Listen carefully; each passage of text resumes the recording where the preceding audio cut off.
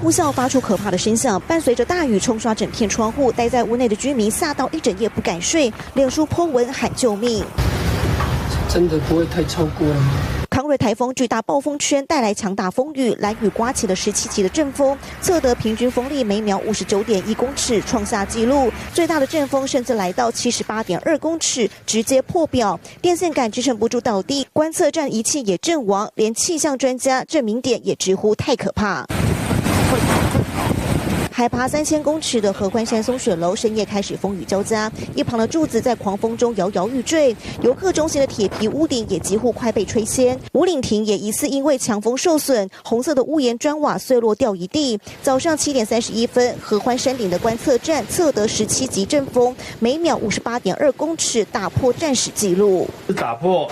2008年建站以来的纪录，也打破在2021年圆规台风15级强阵风的记录。强台康瑞主体还没登陆，台湾各地就已经测得超夸张的强风。台东路也风雨交加，路树被吹得东倒西歪，最大阵风也来到11级，市区更是一片狼藉，铁皮招牌全吹飞，路边机车也东倒西歪，倒了一整片，还有大楼外墙的瓷砖整片剥落。